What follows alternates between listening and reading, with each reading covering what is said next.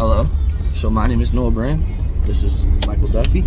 As you know, he owns his own tree service, and I'm one of his workers. So this is a Q&A for me asking him questions because I'm very curious about a lot of things. So here we go. Okay. Let's do it. All right. So when did you actually what got you into doing trees, like working on trees and taking them down? What was your thing about it? Oh, man. Okay, so in 1990, I went to work for a landscape company. Right. And we did hydro seeding. I learned how to do hydro seeding. And, but that was kind of boring. But anyways, we were developing a golf course, and we had already developed one section of it.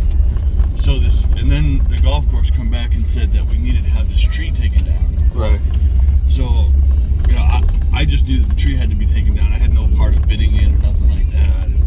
Anyways, this guy shows up, and he started walking up the side of this tree, and I'm like, damn, I could do that. Right. And so he's like, so I watched him take this whole tree down, and we had to stack all the brush, and, then we had to load all the brush in a big trailer, because, and then they had somebody come and get the logs. You good? Right? Mm-hmm. So that's how we did it back in, because he was a landscape guy, so he didn't have a chipper. Right. And I believe we ended up renting a chipper.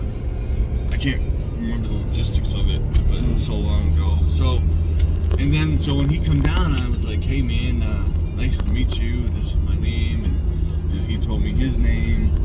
His name is Bob. And so I was like, hey, you show me how to do that. He told me to go to college. Well, anyways, I knew a long time ago that I was never going to go to college, and I was an outside person, and this is what I was going to do. Right. I was going to do some sort of something, and this was what I was going to do. So then I kept on doing my landscaping and stuff like that, and learned how to do hydro seeding and windrows and walls. And I learned how to do all that stuff. Learned how to do maintenance and stuff. Maintenance is better than pots. Right. Maintenance, preventive maintenance is the best thing for equipment. So I learned how to do all that, and I just fell under people's wings. If it was running, the two pieces of equipment I never got to run was a motor grader, which I'd love to because of all the levers. I just think those are so cool. And I've always wanted to run a roller, an asphalt roller. Yeah, I know what you're talking about. I just think those are so cool. I almost want to buy one just to say I own one. Because I have a gravel driveway, so why not just flatten it out. Yeah, you know what I'm saying? But anyways, I always wanted to run a motor grader. In fact, I'd love to buy the smallest motor grader you can, because we got that gravel road, and I can always play with the levers. You know what I'm saying? So anyways, that's how I learned how to run equipment. You know what I mean? Because I was just not afraid to just jump in and go with it. It's levers. Right. It's got to go up. It's got to go down. It's got to dump. It's got to you know what I mean?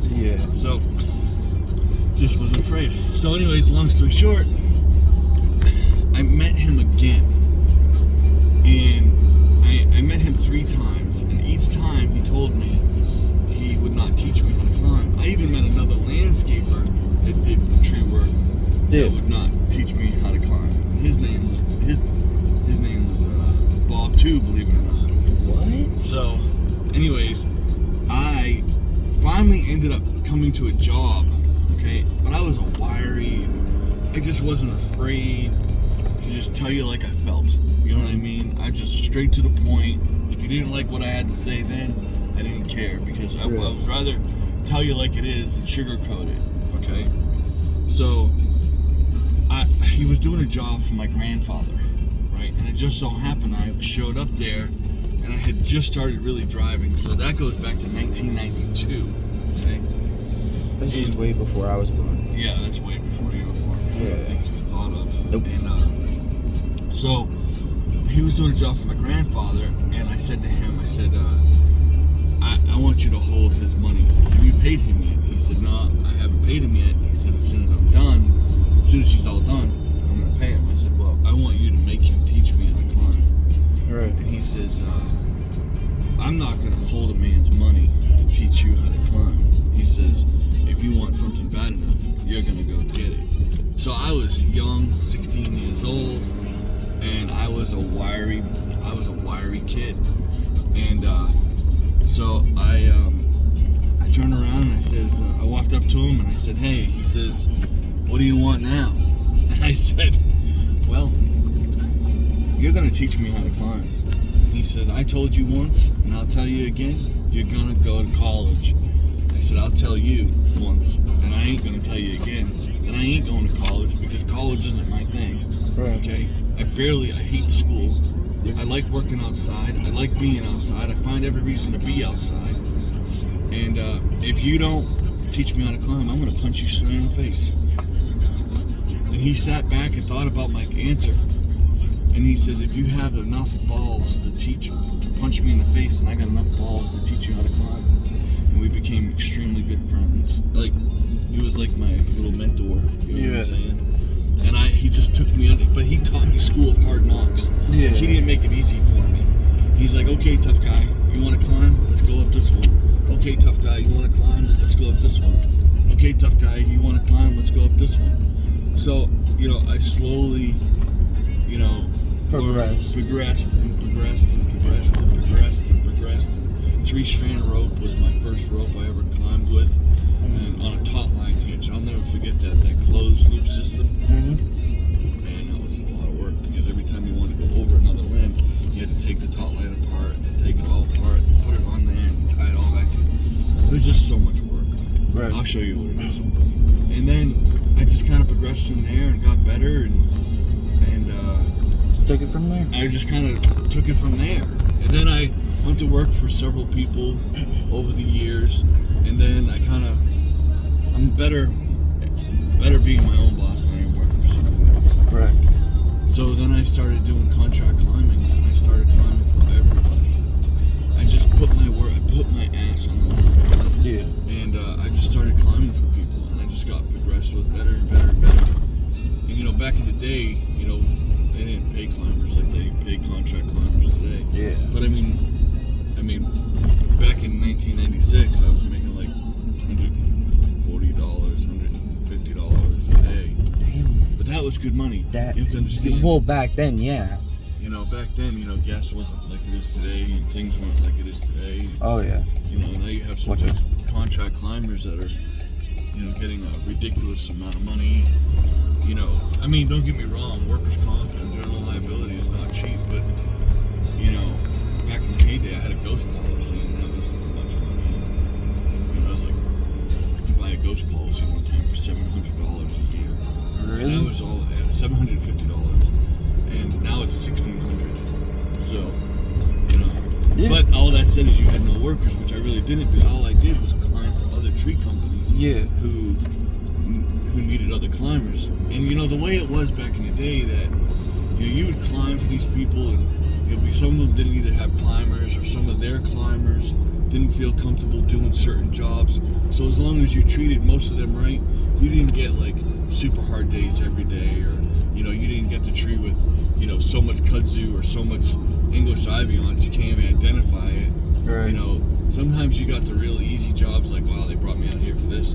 But a lot of times, they would, but every once in a while you'd get that one job that sucked, or that one tree that sucked, or just, everything.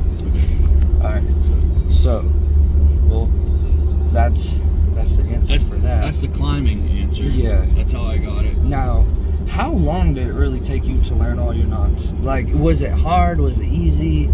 Like, how many did you learn in your first go around? Well, see, I was in the Boy Scouts, so I knew how to tie my bowlines and sheep bend knots. And, I knew how to tie a lot of my knots. Yeah. Being in the Boy Scouts, because farmers come along and stuff like that. Like, that was kind of like the easy part of it. Oh, okay. Because they told me, like, you need to tie this knot for that. Well, I knew how to tie that already. So then I just progressed with it, and then learned from other people. YouTube that his name is August Hunnicky, and he uses a clip sometimes. Well, believe it or not, back in the day, I did the same thing. I would tie one knot and use a clip because it's so fast. Because you don't have to tie it and untie it all the time. You just, throw it around and boom, you clip it on, you're done. Okay. And it works. It works, okay? But you have to respect what you're doing. Like if I was taking like a huge rated peak, like something really big, I would untie that and then because I didn't want a failure. Yeah. You know what I'm saying? Because your name is on the line to do this job, so it has to be done 100% perfect. Oh, okay. Yeah. Now, when, alright, so you contract climbed for a while. Almost 15 years. 15 years of contract climbing. What got you into wanting your own business for? Well, I had a couple businesses, and some of them I learned mistakes. I made mistakes, and I was young, stupid. I didn't listen to certain people. I made some stupid, dumb mistakes. Right. I thought you could build a business without having no credit. I thought you could do this way. I really learned. But I always wanted to own my own thing because, perfection, I have an OCD issue. Yeah. That has to be done the right way. Yeah. Or it's not done at all. You know what I mean? And you see how much work and effort I'll go into putting something to make sure. I'll put 30 pieces of plywood on something even though it only needs two. Two, right? But it's extra. It's like being precautious. It's cautious. I make a lot of steps. Stuff, yeah. You know what I mean? We did a job one time for this lady in Rhode Island, right? And she had this absolutely beautiful weeping Japanese maple. Right. We built a box that had air through it, and it was huge. And we built a box and covered it because she couldn't get a crane out there, and that would have been the ideal situation to do this job with a crane. But we couldn't get the crane out there, so we literally built the box around the tree so air passed through the whole time. Okay. It wasn't being suffocated or nothing. It was like huge, and we put it together with screws. So after we took all the plywood apart, and then we were able to set the plywood. Right. But we did it with plywood and 2x4s. We built like a huge teepee. Okay. And then we took this whole tree down, and nothing happened to that tree because she had actually won awards for this thing. You know what I mean? Yeah. So that's how important that tree was. Yeah. To this individual, and that's what made me decide that I just want to be. I wanted to, people say oh, why don't you buy a stump grinder, or why don't you do this, or why don't you do that, or why don't you do one thing that you're really good at, and strive to be the best at that, than worry about, because if I bought a stump grinder, that means I'm going to have to either teach somebody to grind stumps, okay, or I'm going to have to go out and grind stumps, because you can cost me 20 grand real fast. Right. Okay, real fast. The bearings on the wheel, the belt. I forget, one of the belts is $1,700 or $1,800, and the other belt is $800 or something. You know what I mean? And depending on what kind of stump grinder you have is depending on really, what you may encounter. But you can ruin a stump grinder real fast. It costs those new wheels, those new Sandvik wheels. Yeah. Carlton has one. They call it something else. Revolutionary. That's what it is. Carlton has the Sandvik, but then the people who sold him the patent to the Sandvik wheel developed another wheel called the Revolutionary wheel. But it's $1,300 to retube that thing for the smaller size, and it's $2,200 to retube that thing for the bigger size. You know what I mean? And I just know this stuff because I wanted to learn. Knowledge is power. The more you know, the better you are. Right. Okay? And that's why, you're well, how did you learn how to run that? Shit, man, I wanted to run that. You know what I mean? Right. So, yeah, that's what I did. Alright. So, I started climbing, right? But how'd you transition from climbing to actual bucket truck? Oh, well, I was working for this dude, Bangor, Maine. Bangor, Maine. Yeah, that was way up north. And back in the day, the bucket trucks weren't like they were. It was actually called a Skywalker, and man, it was cable driven. I'll tell you what, it was a freaky son of a gun, man. It was 3 levers, and some people on my channel know exactly what I'm talking about, and some people won't have a clue what I'm talking about. Okay. But you have to excuse me for driving. Right, you can. So, anyways, he's like, hey man, my bucket guy didn't show up today.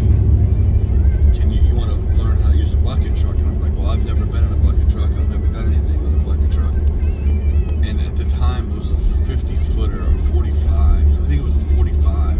So we could go only 45 feet. And then we try to whittle down what we could, because they didn't have no powered pole saws back in the day. Yeah. So we'd do it. We were doing like a pruning job. We would get up 45 feet, and then we would have to get out of the bucket to finish the rest of the pruning job. You know what I mean? But it made it great for some things, because man, boy, to get in there easier, right? And it had this big piston on the back. Oh god, man! Like the first bucket trucks were like crazy, and then I kind of just progressed from there. Then I didn't use a bucket truck forever. I used it at one time, and it was 3 levers, and then I was doing another job for a guy up in New Hampshire, and he had a pistol grip bucket. Okay. And man, oh man, I thought I had hit the lottery, because it was, one move up, one move down, you know what I mean? Turn, and that was it. It's all that was there. I was like, wow, this is cool. And that was a 55-foot bucket truck. So I automatically had 10 more feet. Man, I just thought I was invincible at that point. And then I just kind of progressed from there. I got so good with the bucket that I could keep 4 guys running on the ground. You know what I mean? And that they had me do, and then I was contract working with these people, and then they would have me just run their bucket crew on all bucket jobs. Right. And every once in a while, I had to get out of the truck, out of the bucket, to take a top out or something like that. Right. But it was easy. So, and then what happened is then I just progressed, and the first time I ran a 75-foot bucket truck, man, I thought I was King Kong. Because you were just straight up. Man, you could do 75 feet. Man, most trees you could do with a 75-foot bucket truck.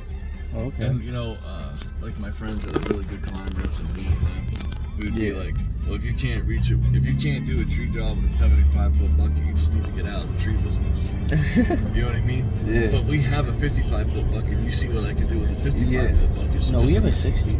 Yeah, 60 foot. 60. So just imagine what I could do with a 75. I mean, we wouldn't really have to do. We wouldn't really have to do much. You could have do a whole tree just. Yeah, because I know how to manipulate the rope, or put a rope in that crotch with a pole saw. Yeah. That's how you had to learn how to do it when you only had a 45-foot bucket, or a 60-foot, or a 55-foot bucket. And then you go to a 60-foot or a 65. Man, it's just you just have to be able to adapt. Right. But a great climber was a great bucket operator, was a climber before he became a bucket operator. Right. Okay, and that is, I'll argue that until the day I die. Some people say that's not true, because see, a climber works from the inside out. A bucket truck works from the outside in. Right. Okay, and a great bucket operator was a tree climber before he ever thought of becoming a bucket operator. Because he knows different things. Because a climber looks at a tree differently than a bucket operator looks at a tree. Oh, okay. Okay, and that's why sometimes I'll do something that somebody else won't do it because they've never really done it, and I can manipulate a rope or manipulate, you know what I mean? Right. And then I just go with it. And everybody wants to get in this job because you can make money with it, and you can do this with it, you can do that with it. And I get tired of it because, some of these people right out here have no knowledge. They don't know their species from their ass in the hole in the wall. Right. And, think they can do this job, and that's why our insurance rates are so high and the premium rates are so high, because you get these guys out here who don't know what the hell they're doing. It just really pisses me off. Okay. Now, what was your first, like, when you started climbing, right? Mm-hmm. What was your first purchase from, like, climbing? Like, your biggest trek from climbing, you saved up and everything when you were in your company. What was your first, like, payout you did? God, I got a much better saddle than I ever had in my life. So you bought a way better saddle? Oh, yeah, man. My first saddle, if I could find it, you'd laugh. Really? God, it was prehistoric. I mean, like, prehistoric. Like, God. It had a thin back on it. Yeah. It was just, God, it was uncomfortable. And to think I climbed in that, you know, these guys that are coming in it today don't know what a taut line hits are. They're all on this SRT shit. You know, someone can't even tie the basic knots. And my feeling, if I want to teach somebody how to climb, I'm going to teach them old school then versus new school, because they should be able to know how to get themselves out of a situation without being old school, without being new school. Yeah. Because that old school is cool as far as I'm concerned, because that's what got, you know what I mean? Like, don't get me wrong, I love the whole redirecting thing and, you know, SRT, you know, single rope technique, and, you know, I get it. I totally get it. But what I don't get is these guys that are just getting into it, and you know, they climb with 200 pounds of gear on themselves. Yeah, they basically carry every single little thing they have for equipment. I'm very simplistic. I'll get it when I need it. I'll ask for it or something like that. But yeah, just roll with it. We'll just send it up on the rope and you get to it. Yeah. So that's how I do things. Okay. That's not too bad, honestly. So you have more experience than like others, which you have been doing this for. I've been in the tree industry for 29 years. Okay. And I've been climbing for 22 or 24 or 29 years, somewhere around there. You guys figured it out one time. And it was 27 years. 27 years. This year count. I don't know Something the like date that. of it, Right. but it counts as 28 years this year. So there you go. Yeah. So I've been doing 22 or 23 years of climbing. But you can count 2 years for overtime. Yeah, I would definitely say Yeah. You know, 30 years basically. TikTok yeah. shit. We could go for it. Yeah. I'm gonna say overtime, because you know what? That's where I learned a lot of stuff too. But you know, there's some guys that don't like to do certain things. Like I know this one climber that doesn't like to take chances, and it's over like a house or right by windows or something, or it's like right up on top of something. You don't want no part of it. Yeah. And then I went to work for this guy, and that's what he did. Like, he would take on the baddest of the baddest trees. Like, they would be like this close to a house, and we'd have to take them down. And that's when I started to get really good at it, because if he could do it, I could do it. Right. And I just became not afraid. You know, I hear these guys, man, they whine like little girls, and they're like, oh, it's got a hole in it. Well, dude, the wind has been here longer than you have, and the tree hasn't snapped, so your little bit of weight on top going over it is never going to bother it, I promise. Right. You know what I mean? Because Yes, you of get course. these 60-mile-an-hour winds that are pushing against that thing a whole lot more. You know what I mean? If you have to whip it out smaller, take it out smaller, and Okay.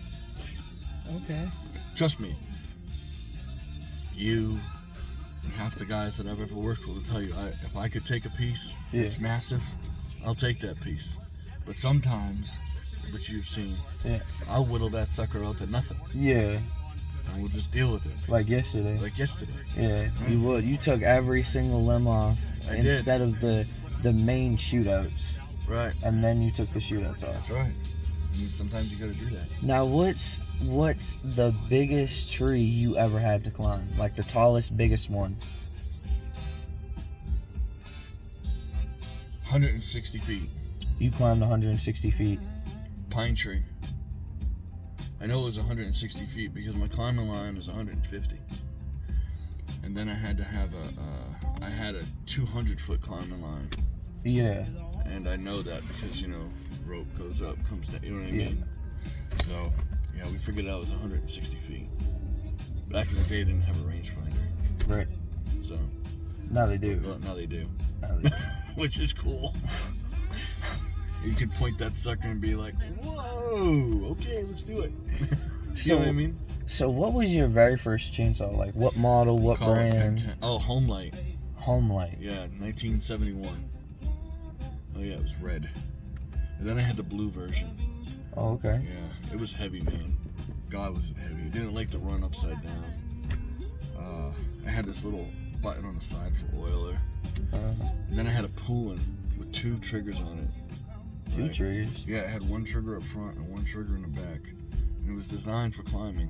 Right. Right, it had no chain brake on it though. It was super dangerous. Like that sucker would start to free spin sometimes. And then they come out with that same version, but it had a chain brake on it. Right.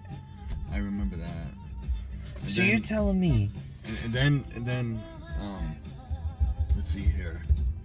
I remember that. And then Homelight come out with a smaller version of a climbing saw. But then, to be honest with you, so then I kind of got out of the climbing saws, and then I went to a Husqvarna 51. I think it was a 50 or 51. And that was called their Farm Rancher version. Right. And I ran it with a 16-inch bar. 16 inch. Oh yeah, man, that sucker ripped. And I had that forever.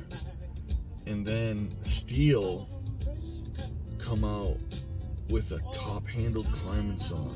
That sucker was like $900. But you bought it. Or like $1,000. I remember when that thing first came out. That thing was so expensive. And the original ones come out with a black cover on top. Okay, that had a twist turn on it. Yeah. And then they stopped making those and they made an orange cover. Okay? Most people don't know that. Right. The original ones had a black cover on it. And then they come out with the orange cover that they have today. And that was called the 200. It was actually an 020. It was 020. It was an 020. 020. Okay. And then it become, and then they went to 200T. The 200T was the version after the 020. Yeah. But it was called an 020. And actually, before that, I'm forgetting, they had a 090 or something, or 099, or 09, I think it was 090. And it was a little top handle saw that had like this handle that kind of went like at an angle, and we had that too. Right. But they aren't like they are today. Yeah. So, Wow.